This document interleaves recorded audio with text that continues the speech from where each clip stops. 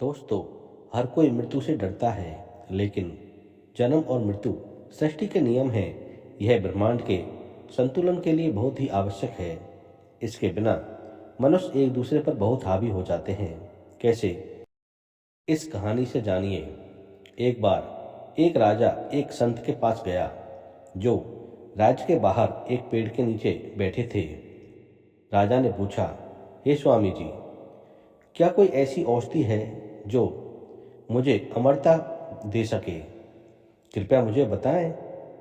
संत ने कहा, हे राजन, आपके सामने जो दो पर्वत हैं उनको पार कीजिए। वहाँ एक आपको झील मिलेगी। उसका पानी पीने से आप अमर हो जाएंगे। राजा ने पर्वत पार कर झील पाई। जैसे ही वह पानी पीने को झुके, उन्होंने कराहने की आवाज़ सुनी। आवाज़ का पीछा करने पर उन्होंने एक बूढ़े और कमज़ोर व्यक्ति को दर्द में देखा। राजा ने उससे इसका कारण पूछा, तो उस व्यक्ति ने कहा, मैंने इस झील का पानी पी लिया और मैं अमर हो गया। जब मेरी उम्र 100 साल की हुई तो मेरे बेटे ने मुझे घर से निकाल दिया। मैं 50 साल से यहाँ पड़ा हूँ, बिना किसी देखभाल के। मेरा बेटा अब मर चुका है और मेरे पोते अब बूढ़े हो चुके हैं। मैंने खाना पीना बंद कर दिया है, फिर भी मैं यहाँ पर अकेला और जीवित हूँ। राजा ने सोचा, बुढ़ापे के साथ इस अमरता का क्या फ़ायदा? अगर मैं अमरता के साथ यौवन भी प्राप्त कर सकूँ तो।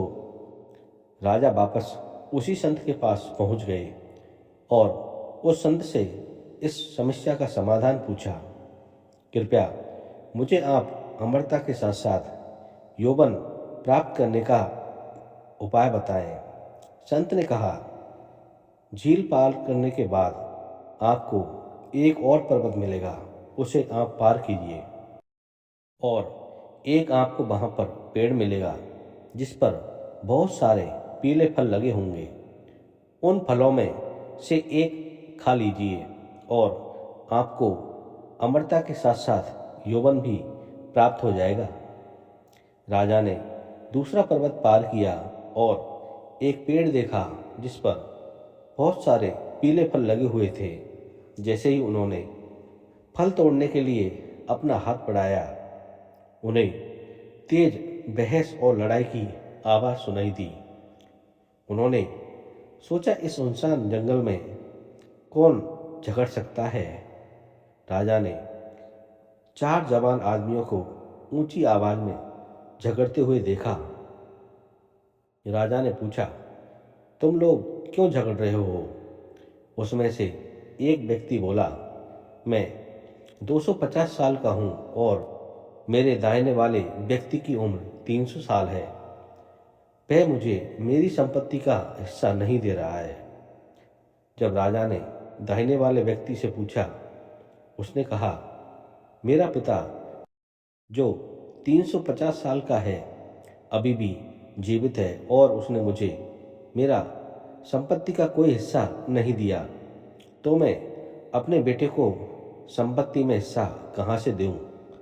उस आदमी ने अपने 400 साल के पिता की ओर इशारा किया, जिन्होंने भी वही शिकायत की। उन्होंने राजा से कहा कि संपत्ति के इस अंतहीन झगड़े की वजह से गांव वालों ने उन्हें गांव से बाहर निकाल दिया।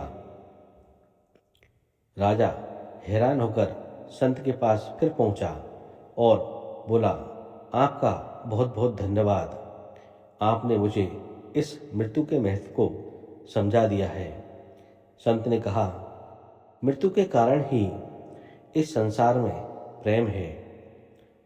मृत्यु के बारे में चिंता करने के बजाय हर दिन और हर पल को खुशी से हमको जीना चाहिए। खुद को बदलो, दुनिया अपने आप बदल जाएगी। जब आप स्नान करते समय भगवान का नाम लेते हैं तो वह एक पवित्र स्नान बन जाता है। जब आप खाना खाते समय भगवान का नाम लेते हैं तो वह भोजन प्रसाद बन जाता है।